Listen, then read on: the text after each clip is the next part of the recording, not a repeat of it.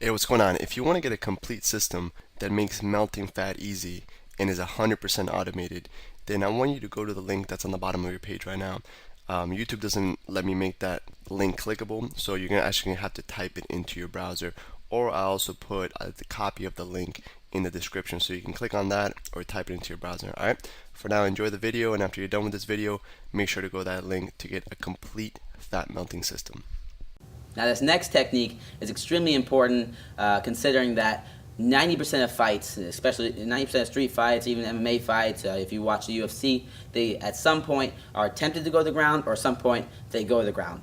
And right now you've learned some striking, learned your jab, your cross, your uppercuts, you learned where to hit somebody, you're becoming a professional striker, and that's great, you know. But if you can't defend a takedown, somebody takes you down, now you're in trouble. Now you're in their world. So we want to learn how to stop takedowns so we can keep it on standing, sort of like a Chuck Liddell. If you've ever seen Chuck Liddell, UFC Hall of Famer, he was a really good wrestler. He knew jiu-jitsu, but his top thing was striking. He was an amazing striker who good at knocking people out. But what he's even better at is making it so people couldn't take him down by sprawling, right? It's called sprawl and brawl. It's a technique. So we want to learn how to sprawl so we can, punch, keep our hands up, good striking, and eventually knock somebody out. Or just, it's also on top of that a really good workout for your hamstrings, your lower back. It'll help prevent lower back pains and strengthen the whole back side of your body.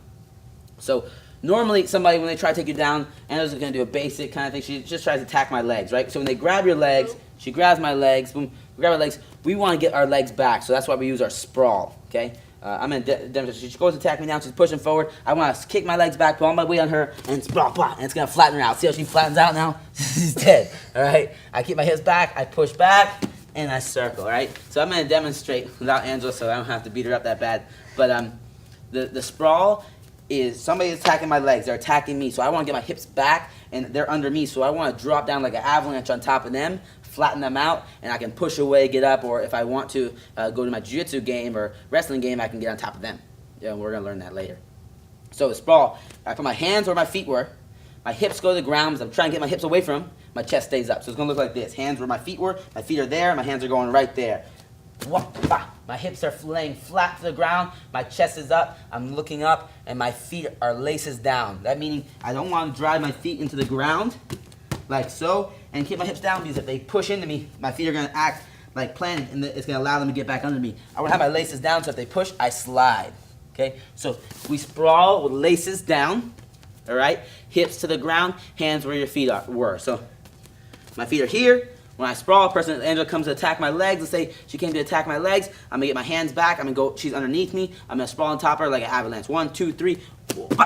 And my hips are on the ground. Heads up, chest up. And from here, this is our sprawl. We flatten the person out, and now you can work our game from there.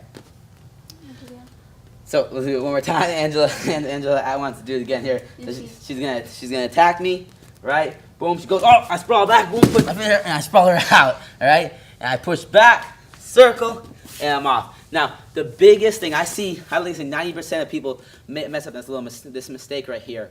And I've seen top college wrestlers do this. I've trained with the guys that train out, I don't want to name any schools, but really high-level colleges and high-level wrestlers, they'll mess up on this, and basic people mess up on this as well. And you're not going to mess up on it because you're going to know it now.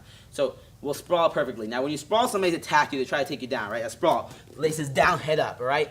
Now, a big thing people do is when they sprawl, they just come right back up here in that back air stance. That person's right there, and you just came back right in front of them, and now they're going to attack you again, and they have a better possibility of taking you down.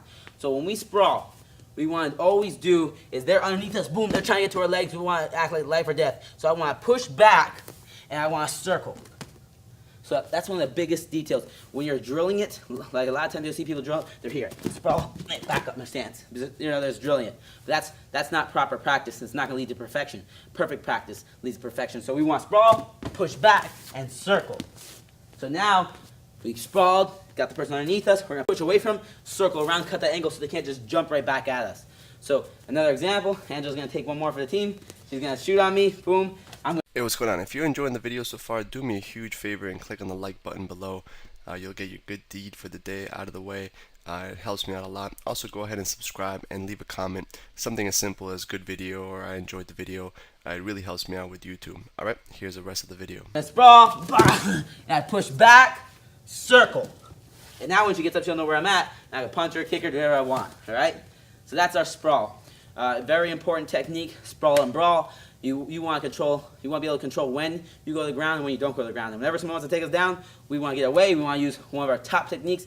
Number one technique in stopping takedowns is a sprawl. So you got your strikes now, you got your sprawl. We're going to add them all together, and we'll be able to sprawl and brawl. So how we're going to drill this, we're going to do 3 2-minute rounds. 3 2-minute rounds where we're striking and sprawling, all right? Every 15 seconds, we're going to sprawl. So we have a 2-minute round. You should sprawl 4 times every round, 4 times every minute, 8 times every round, all right? So you're going to get a bunch of sprawls in there. You get 24 sprawls while we're practicing our striking, so we're practicing our sprawl and brawl. We're going to sprawl and strike. And you're going to do this on air, all right? Anywhere but with perfect practice. So we sprawl, the key points. We want to put our hands where our feet were, hips to the ground, chest up, laces down. We're going to push back and circle. And Angela's going to demonstrate. So she's going to be in her striking stance. Okay? Good. She's striking. She has a jab, cross, 15 seconds are coming up. And now uppercut. And now she's going to sprawl. So she's going to sprawl. Good. Hands or feet are chest up, push back, and circle around. Okay? You want to push back. She's going to do again. She's going to demonstrate right here. Good. Face the camera. She's going to sprawl. Right here. Now she's going to push back on her knees, go on her knees, push back on her knees. Good. Now she's going to circle around. Good. And circle, circle, circle. So you're going to do that every 15 seconds. We're putting everything together now. We have our strikes now. We're mixing up our jab, our cross, our uppercuts, our hooks. We're putting our combinations together. And now we're going to add our sprawls in there. Every 15 seconds, we're going to practice on sprawling. I sprawl, push back, circle, jab, jab, cross. And again, it's at your own pace. As you get more fluid with it, you build that myelin, you're going to go faster and faster until you go harder and harder. All right? There's a perfect drill for this exercise, sprawling and brawling, practicing on your sprawl. So a strengthening exercise for our sprawls, we're going to demonstrate, we're going to use a medicine ball for this. Angela's going to demonstrate for sprawls, we need to really strengthen our backside, our hamstrings. That's help us push back our lower back so we can arch. It's all our backside where we're hipping into them, right? We're using our core and our legs. So what Angela's going to do, just to practice these sprawls and get more explosive with the sprawls and build up your hips, because hips are one of the most important things in striking, in wrestling, and jiu-jitsu, all right? So this is just strictly for strengthening. It's not exactly for technique because we're not going to be pushing back and circling. What we're going to do, Angela's going to put her hands on the ball. We're going to kick back, sag our hips, okay? From here, we're going to jump our feet up by the ball with at the same motion, up and slam. Good. Catch it, sprawl, up, slam, okay? It's a really, really good core workout. We're working everything. We're working our arms, our legs, and we're just focusing on getting more explosive hips so we can stop those takedowns and keep it on the feet if we want to. So Angela's going to demonstrate. She's going to put her she's going to sprawl back, hips to the ground. Good. Oh, it's good. She's good. Do it again. She'll do it again. She's going to sprawl back, hips to the ground. She's going to jump her feet up, grab the ball, pick it up, and slam. Good. Catch it, and she's doing it again. Back up. Boom. Good. And she's going to do 20 of these. Well, she's not going to do 20 now. You're going to do 20 of these.